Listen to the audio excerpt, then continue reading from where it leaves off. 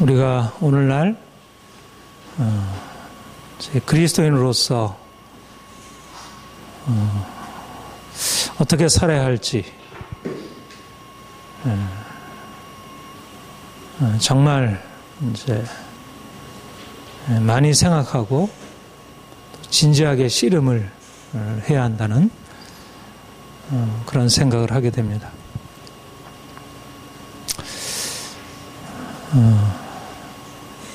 사실 어느 시대를 막론하고 우리가 예수님을 믿고 이 땅에 살아간다는 것은 그렇게 쉬운 일이 아닙니다.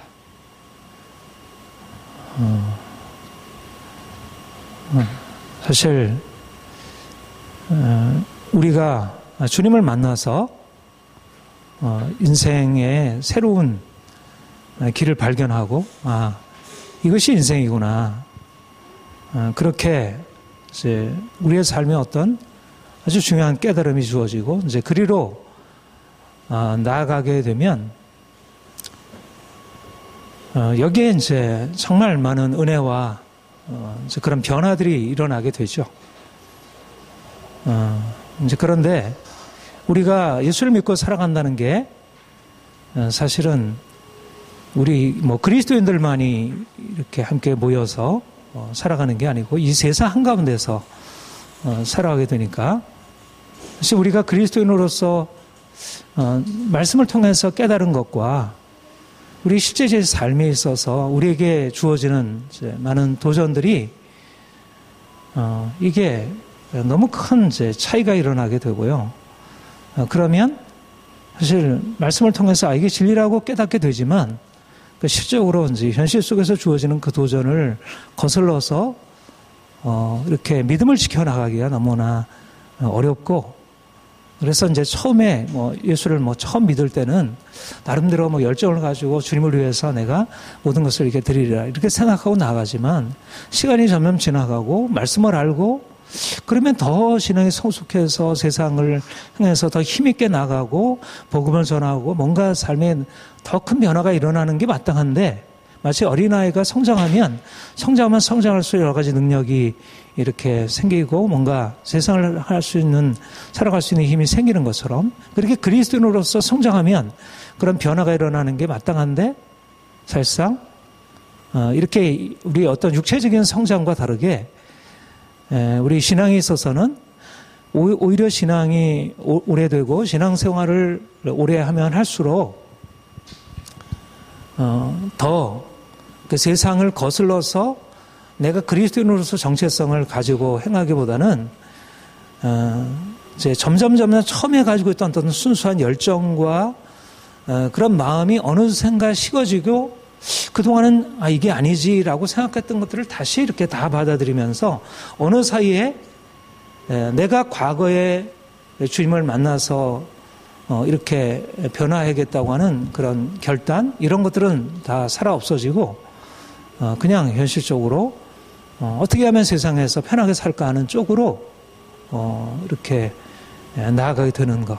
이게 개인적으로도 일어나는 변화인데, 이게 이제 어떤 교회 역사를 통해서 보면 사실 처음에 이제 초대교회가 출발하고 나서 이제 기독교가 처음에 순교적인 열정으로 200년, 300년 동안 박해를 받아가면서 그렇게 교회가 정말 살아있는 교회로 그렇게 되다가 콘스탄틴 대제가 기독교를 공인한 이후에 1000년 이상 기독교는 본래적인 그 복음의 순수성을 잃어버리고 사람들이 세상적인 방식으로 그렇게 이제 신앙을 타협하고 교회가 부패해서, 그래서 마틴 루터나 칼빈과 같은 종교개혁자들이 일어나서 교회를 원래 복음에서 말하는 그런 순수한 것으로 다시 일으키기 위해서 종교개혁을 일으켰고, 그래서 정말 놀라운 변화가 일어났고 새로운 이게 하나님, 그러면서 정말 순교적인 신앙으로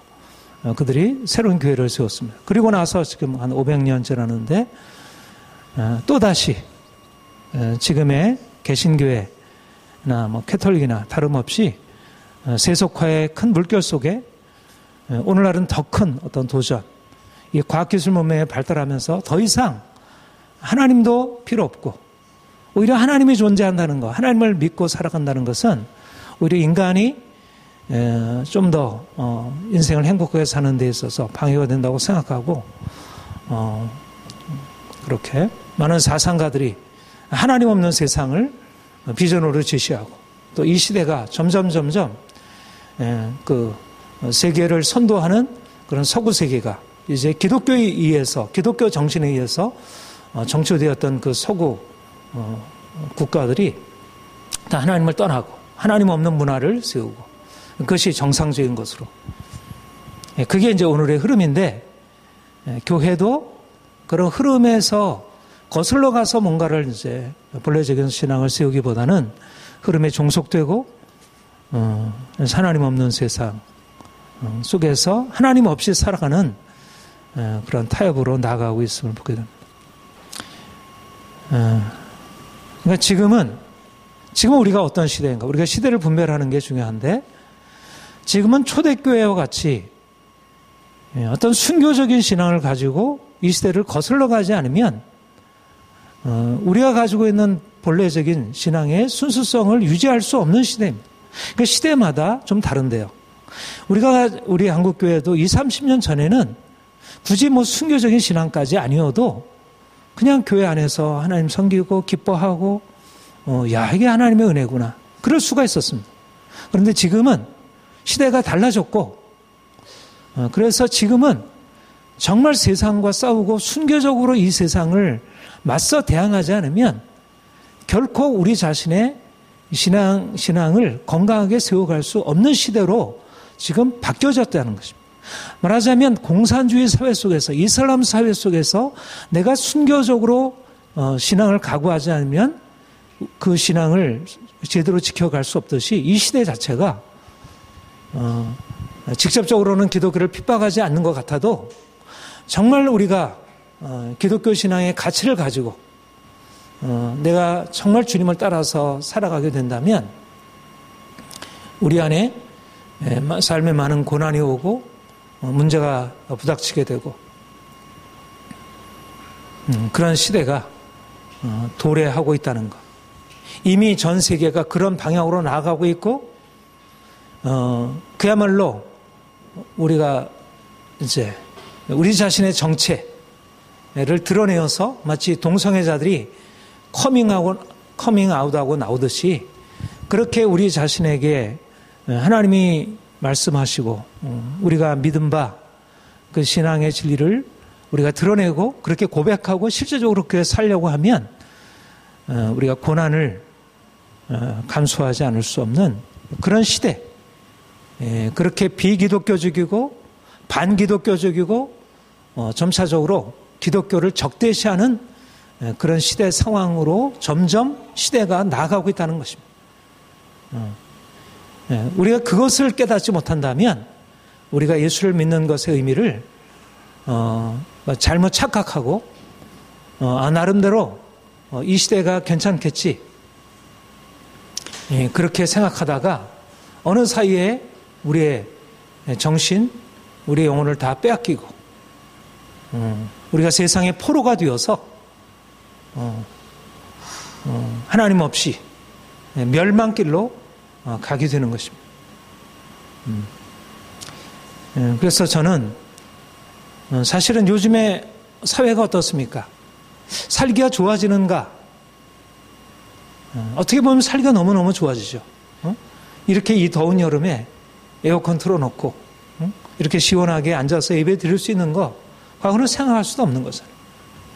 뭐 비행기 한 번만 타면 지금 여기서 뉴욕으로 뭐 모스크바로 뭐 인도로 하루 만에 다 가서 만날 수 있고 무엇이든지 할 수 있는 이런 시대, 얼마나 좋은 시대입니까? 그런데 우리의 정신, 우리의 영혼으로 보자면 이것은 너무나 엄청난 위기 상황을 지금 우리에게 가져다 주었고 그런데 이제 이 상황에서 사람들이 이것을 위기를 위기로 느끼지 못하고 있다는 것. 오히려 저는 이 상황이야말로 다시 한번 복음이 사람들에게 증거되고 그리고 이 복음이 가지고 있는 놀라운 능력을 우리가 체험할 수 있는 오히려 귀한 기회가 될 수 있다. 그렇게 생각합니다. 왜냐하면 기독교야말로 순교라고 하는 그런 고난의 바탕을 가지고서 기독교가 태어났고 그리고 그 안에서만 기독교가 생명을 유지할 수 있기 때문에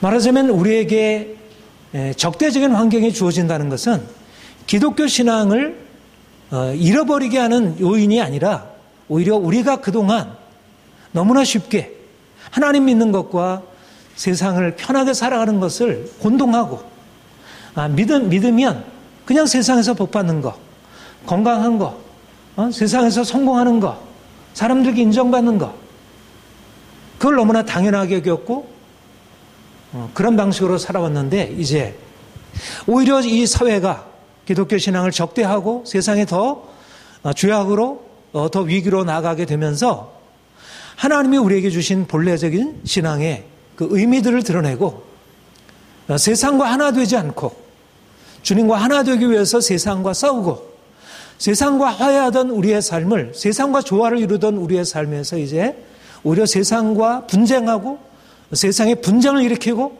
우리로 말미암아 세상이 뭔가 질서가 위협을 받는 그런 시대가 될 수 있게 되었다는 것입니다. 사도 바울이 복음을 전하러 다녔을 때 그는 천하를 어지럽히는 자라는 별명을 얻었습니다. 그리스도인들이 그 땅에 그 당시에 사람들에게 희망이었지만 그러나 그 희망이라는 것은 기존의 권력자들, 기존의 체제 안에서 순응하는 자들에게는 이것은 고통이었고 두려움이었고 위기였습니다. 예수님도 그래야 하셔서 십자가에 못 박히셨고.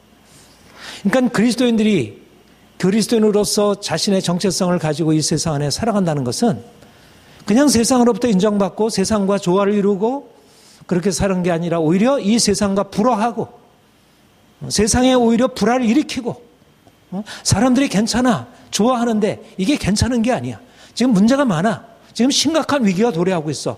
곧 전쟁이 일어날까요? 곧 위기가 도래할 거야. 지금 이렇게 그냥 흥청망청 그냥 이렇게 되면 곧 우리에게 엄청난 위기가 도래할 거야. 미리 지금 준비할 때지. 지금 그것을 누군가 외쳐야 한다는 것입니다. 말하자면 이것을 외치는 사람이 오히려 이 상황 속에서 교회를 위기 가운데 건져내고 이 사회를, 이 국가를, 이 세계를 위기에서 건져낼 수 있는 것이지.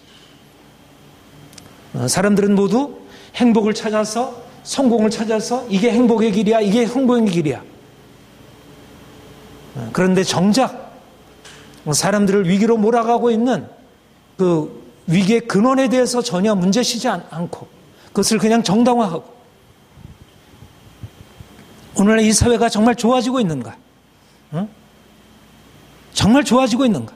그런데 왜 이렇게 사람들이 고통스러워하고 점점 많은 사람들이 자살자가 늘어나고 인생을 못 살겠다고 말하고 왜 청소년들이 불행하다고 생각하고 이 사회가 병들었다고 말하고 청소년들이, 청년들이 어떻게 하면 먹고 살까?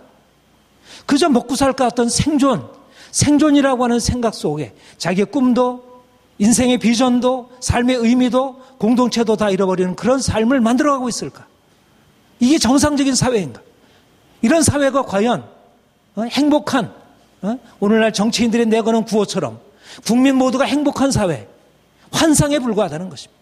실제적으로 정치인들이 하고 그다음에 모든 경제, 기업을 이끌어가는 사람들이 하는 일들이 무엇입니까? 자기 이익을 위해서 철저하게 이기주의에 종속되는 그러한 삶을 생각하고 그러한 정책을 펴고 나라를 그렇게 세워가고 있고 사회를 그렇게 이끌고 가고 누구도 그것에 대해서 감히 항거할 수도 없고 힘도 없고 능력도 없고 그것에 대항했다가는 자기 목숨이 걸릴 테니까 학자들도 대학의 교수들도 총장의 권력 앞에 꼼짝 못하고 총장은 교육부의 권력 앞에 꼼짝 못하고 있고 누구도 이 사회의 부조리와 부패와 악함에 대해서 드러내고 대항해 싸울 수 없다는 것입니다.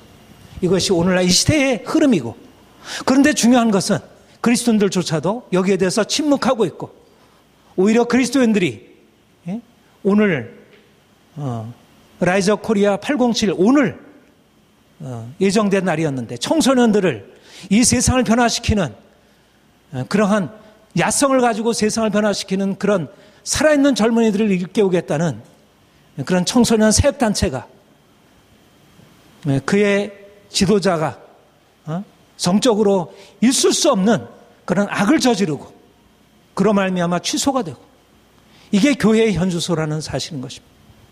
교회가 세상을 거슬러 가겠다고 그렇게 생각하지도 않고 그렇게 거슬러 가겠다고 운동을 시작한 그 사역의 단체가 그렇게 죄악의 가장 깊은 곳에 빠져들어가고 있고 이게 어떻게 정상적인 사회입니까? 이것이 어떻게 지금은 우리의 경제적인 위기도 우리의 어떤 질병도 사회의 여러 가지 갈등도 그런 드러난 문제가 아니고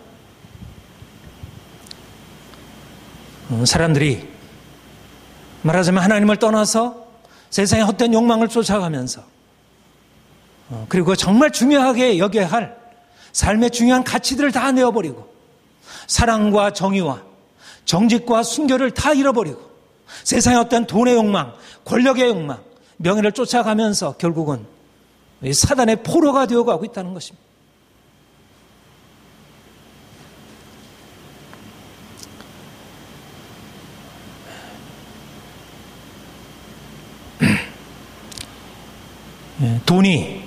돈이 전부인 사회, 돈이 지배하는 사회, 돈이 정치를 지배하고 경제를 지배하고 사회를 지배하고 교회마저도 지배하는 사회. 이 사회는 그야말로 망하는 사회입니다. 앞으로 망하게 되겠지만 앞으로 점점 이 사회가 점점 더 망하게 되겠지만 이미 망하게 되는 것이 이미 필연적인 운명으로 가고 있는 사회입니다. 중요한 것은 정치인들의 문제가 아니라 사람들의 의식이 문제인 것입니다. 몇몇 정치인들이 잘못하는 게 아니라 모든 국민들이 한결같이 돈을 추구하고 있기 때문에 그래서 망하는 것입니다. 정치인들에게 그 탓을 돌릴 수 없는 것입니다. 교회도 목사들도 성도들도 모두가 다 돈을 추구하고 행복을 세상적인 그런 행복을 추구했기 때문에 결국 망하는 길로 나아가고 있는 것입니다. 그들의 마침은 멸망이요 그들의 신은 배요 그 영광은 그들의 부끄러움에 있고 땅의 일을 생각하는 자라. 사도 바울이 당시의 상황 속에서 사람들을 바라보고 사람들이 추구하고 있는 그 삶의 길과 오늘날 세상 사람들과 그리스도인들을 다 포함해서 한결같이 나가는 것은 그 신은 배요 그 영광은 세상의 부끄러움에 있고 땅의 일을 생각하는 자라. 교회에서 말할 것이 무엇입니까? 교회에서 뭐를 가르쳐야 하나? 이 세상이 병들어 있고 이 세상이 멸망길로 가고 있다는 사실을 가르쳐야지. 지금 노아 홍수의 때와 같이 사람들이 먹고 마시고 시집가고 장가가고 사고 팔고 온통 세상의 행복과 성공이라고 하는 하나님 없는 돈이 우상이 되고 만몬이 우상이 되어서 추구하는 그러한 잘못된 가치가 얼마나 세상을 병들게 하고 사람들을 망하게 하고 있는지 그거를 가르쳐야지. 그거를 드러내야지. 사람들이 교회에 나오는 이유가 뭡니까? 그 병든 욕망을 깨뜨리기 위해서 나오는 것 아니에요. 세상을 추구하는 그 병든 욕망을 깨뜨려야 한다고. 그것을 가지고서는 우리가 죽는다고. 아니 저 천국의 문제는 우선 그 다음의 문제라 하더라도 이 세상에 살 동안도 그렇게 하게 되면 죽는다고. 그거를 배우기 위해서 그것을 듣기 위해서 그 듣기 힘든 소리를 그 듣기 싫은 소리를 걸림이 되는 그 소리를 듣기 위해서 이곳에 나오는 것이지. 그런데 교회에서 세상을 추구하는 사람들 이번에 대우조선 해양 그 강만수 전 산업은행장 산업은행 그 그룹 회장 그분이 이명박 장로님 그 대통령 그 당시에 실세였고 근데 어떻게 만나는가? 소망교회에서 만났다는 것입니다. 소망교회에서. 얼마나 부끄러운 얘기입니까? 엄청나게 우리 이 사회를 이 국가에 엄청난 손해를 끼친 그 장본인이 장로 대통령 그 시절에 그 정권을 엎고 그게 그 한 사람입니까? 전에 성완종 경남기업 회장 그 정치적인 많은 사람들을 그 사람도 그렇고 지금 정치인 경제인들 안에 내놓으라는 그 사람들 안에 얼마나 많은 사람들이 크리스찬들 다수의 크리스찬들이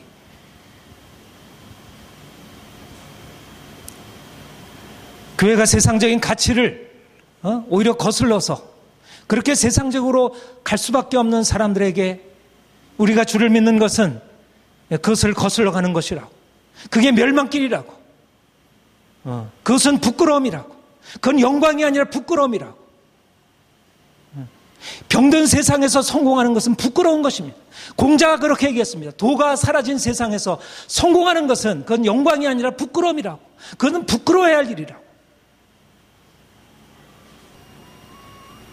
오늘날 교회가 세상 사람들에게 그렇게 성공하는 것은 부끄러운 일이라고 그렇게 가르치고 그 삶에서 돌이키게 해야 되는데 그 삶을 축복하고 그런 사람들이 교회를 이끌어가고 있고 그런 교회가 성장하고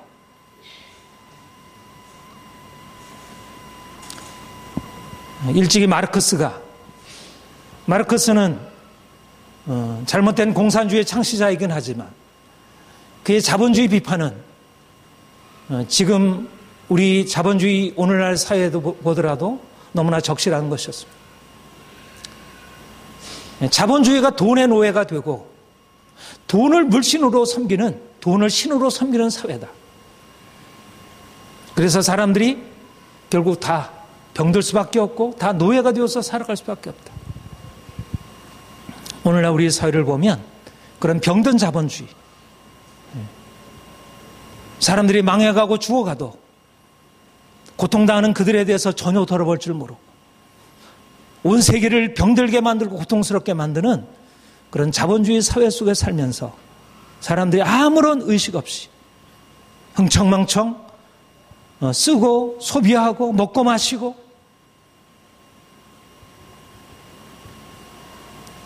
그리스도인들조차도 그것에 대해서 심각한 문제의식을 갖고 있지 못한 것입니다. 우리의 개인의 도덕성도 중요하지만 오늘날 이 시대의 흐름이 얼마나 하나님을 거스르고 나가고 있는지 헛된 우상을 섬기고 있는지 여러분 우리가 주님을 믿는다는 것은 주의 십자가를 바라보고 세상을 다르게 보는 것입니다. 좀 더 비판적인 시각이 필요합니다. 우리 믿는 믿음의 길은 우리가 아무리 절망스러워도 아무리 고통스러워도 길이 있다 믿고 그런 고통 속에 절망 속에 사는 사람들을 위로하고 격려하고 보다 긍정적으로 살아가게 하는 것이지만 그러나 세상의 죄 그다음에 세상의 욕망 그것에 대해서 결코 용인할 수 없는 것입니다. 그것을 긍정적으로 바라본다는 것은 기독교가 병들어 있다는 것입니다. 기독교의 핵심은 이 부정적인 우리의 현실들을 직면하고 그것을 깨뜨리고 그것과 싸우고 나아가는 것입니다. 제가 자주 말하지만 소크라테스가 무지의 지 내가 알지 못하는 것을 알게 된 것 이것이 내가 다른 이들보다 지혜로운 것이다. 이게 말하자면 철학의 중요한 출발점이라 얘기를 했습니다. 우리 그리스도인들이 세상 사람과 다른 게 무엇일까? 우리 자신의 부정적인 모습, 우리가 살고 있는 이 사회의 부정적인 모습을 바로 보는 것입니다. 사람들은 다 괜찮지. 인생에 문제가 없지. 이 정도면 괜찮지. 그러니까 드러난 문제, 사실 드러난 문제는 피상적인 것입니다. 우리의 질병, 경제적인 위기, 뭐 이런 것은 사실상 피상적인 문제입니다. 보다 더 근본적인 것은 우리의 내면적인 실상. 예. 우리의 내면이 망가지고 있는 것입니다. 우리 안에 온갖 세상 욕망들이 들어와서 우리를 병들게 하고 있고 우리를 죽이고 있는데 우리가 그것을 인식하지 못하는 것입니다. 그런데 주님을 만난 뒤에 정신을 차리는 것이, 아, 내가 병든 인생을 살아왔구나. 내가 정말 알아야 할 것을 내가 정말 모르고 있구나. 내 문제는 이 병의 위기가 아니라 내가 지금 돈이 없는 게 아니고 사람들이 나를 칭찬해 주지 않는 게 문제가 아니고 이러저러한 외적으로 드러나는 문제가 아니라 내 안에 있는 욕망, 내 안에 있는 이기심, 하나님을 살아가는 나의 이것이 문제이구나. 자신의 병듦을 발견하고 그리고 사람들을 바라보는 것입니다.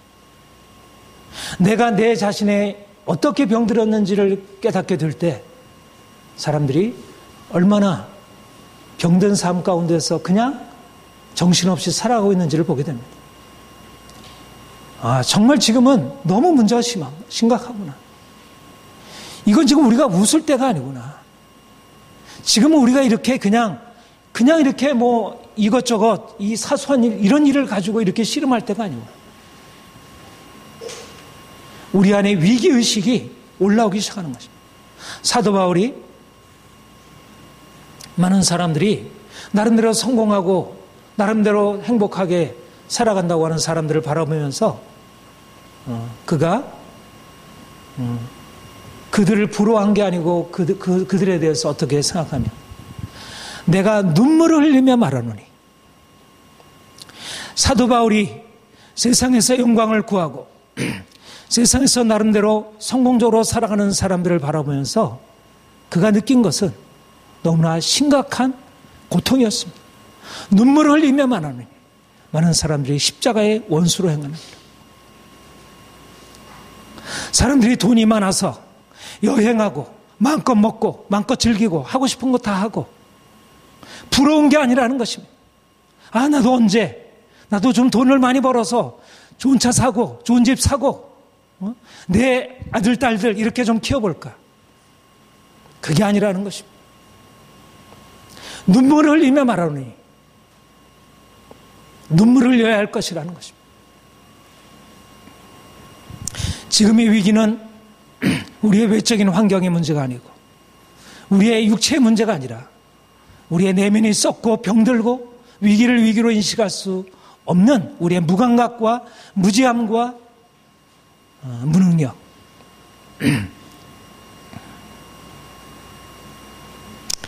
저들의 마침은 멸망이요 저들의 신은 배요 그 부끄러움이 그들의 영광이라. 이 세상 것을 추구하고 욕망을 추구하는 삶은 결국 부끄러움이고 그렇게 살게 되면 죽음이라고 하는 것을 생각하고 여기에 대해서 눈물을 흘려가면서 말려야 되는 것입니다. 당신은 어떻게 그렇게 돈을 많이 벌었어요가 아니라 어떻게 당신 그렇게 살아갈 수가 있습니까? 인생의 중요한 가치를 잃어버리고 어떻게 그렇게 살아갈 수가 있습니까? 그렇게 하면 죽습니다. 눈물을 흘리면서 막아야 하는 것입니다.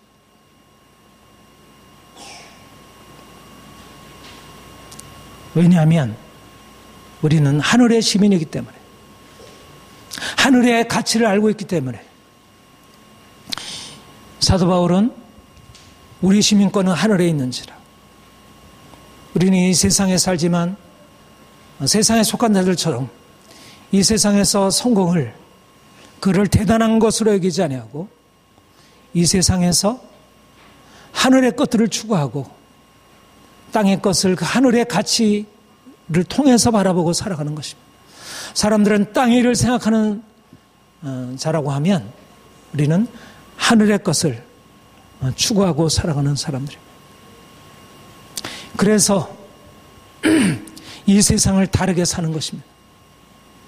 하늘에 계신 예수, 이 땅에 우리를 위하여 오시고 우리를 위하여 죽으시고 십자가에 우리의 모든 죄를 다 담당하시고 사흘 만에 부활하사 하늘에 오르시고 영광에 오르신 그분, 우리는 그와 연합한 자이고 그분의 길을 가는 자이고 그 영광에 이르기 위하여 우리는 기꺼이 십자가의 길을 가는 사람들입니다.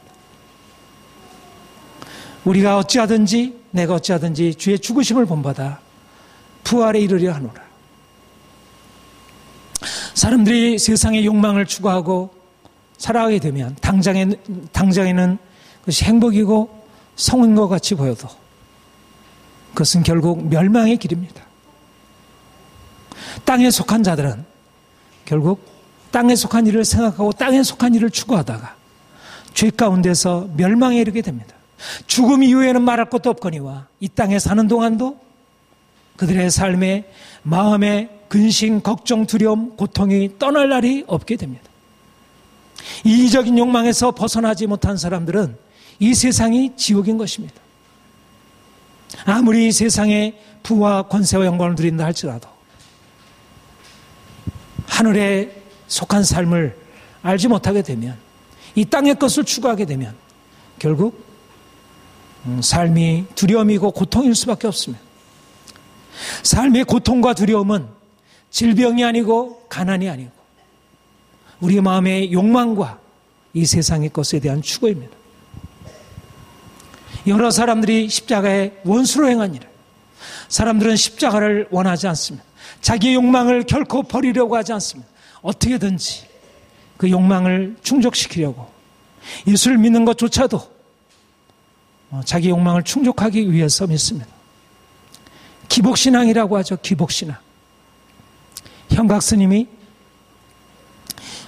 조계종을 비판하면서 참 슬픈 일이다. 기복, 이퀄, 돈, 달러.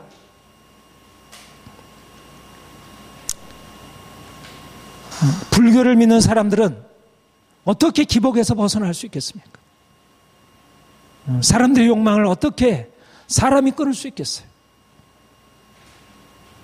승려도 아무리 자기를 쳐서 복종시키려고 하더라도 욕망에서 벗어날 수는 없는 것입니다.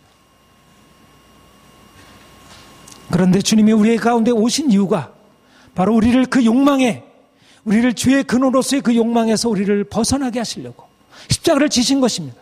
주님이 우리를 위해서 십자가 지신 것은 우리를 천국 가기 위해서 지신 것이지만 그러나 이 땅에서 천국을 누리게 하시려고 우리의 지옥의 근원이 되는 우리의 욕망을 깨뜨리려고 그래서 십자가를 지신 것입니다.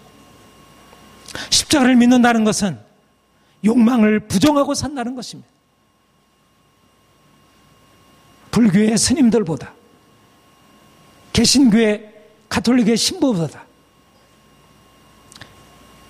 작은 이름 없는 한 성도가 더 온전하게 욕망에서 벗어나서 성결한 삶을 살아갈 수 있고 세상을 거슬러 살아갈 수가 있습니다. 이것이 십자가의 능력입니다.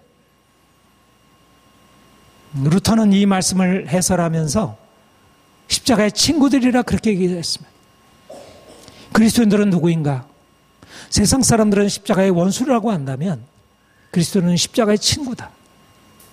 십자가를 가까이 하는 사람들, 십자가를 기뻐하는 사람들, 십자가와 함께 살아가는 사람들.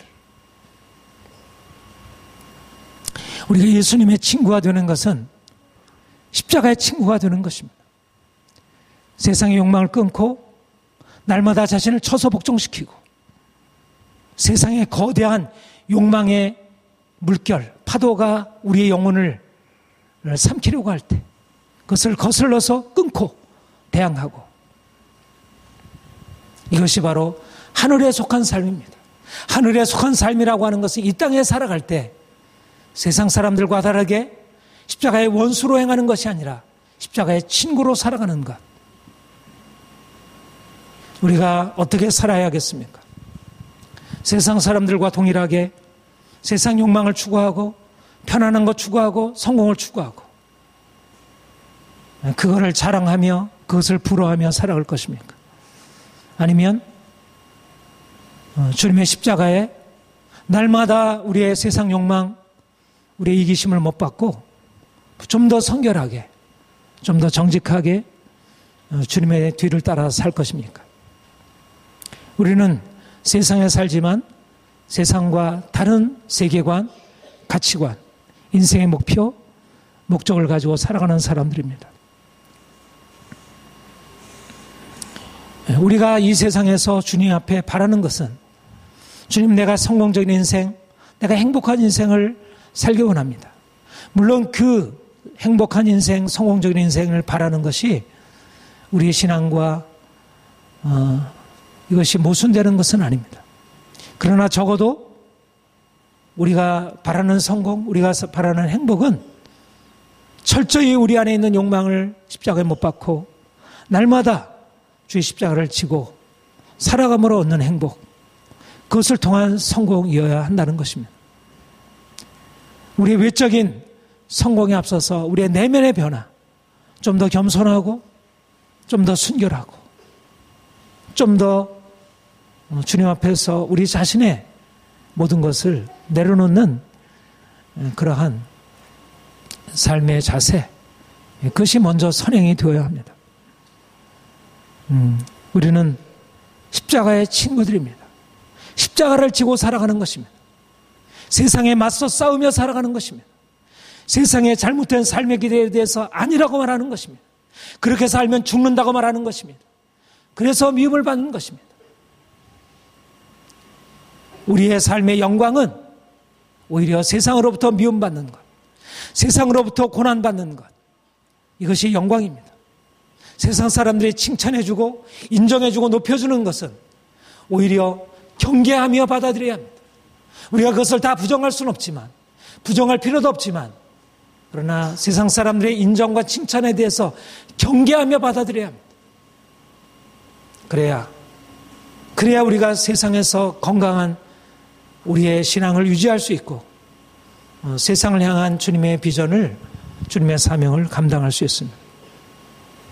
우리 그리스도인들은 십자가를 지고 살아가는 십자가의 친구들입니다. 오늘 세상은 우리가 그리스도인으로 살려고 하면 미워하게 되고 우리를 대적하게 되고 별로 좋아하지 않습니다. 우리가 믿음으로 살아가게 될 때 사람들과의 관계에 뭔가 소원한 것이 생기고 어려움이 생깁니다. 그러나 그것을 각오해야 하나님이 우리에게 주신 영광이 우리에게 좀 더 분명해지고, 그러면 주님께서 오늘 본문에서 말씀하신 대로 그는 만물을 자기에게 복종케 하실 수 있는 자의 역사로 우리의 낮은 몸을 자기의 영광의 몸의 형체와 같이 변하게 하시리라. 하나님이 우리에게 놀라운 영광을 우리에게 허락하실 것이고, 우리가 또 이 땅에 사는 동안도 주의 영광을 더 많이, 더 크게 체험하며 살아갈 수 있게 될 것입니다. 사랑하는 성도 여러분, 십자가의 원수로 행하는 이 세상 한가운데서 십자가의 친구로 고난을 받으며 승리의 싸움을 잘 싸우시기를 축복합니다. 기도하겠습니다.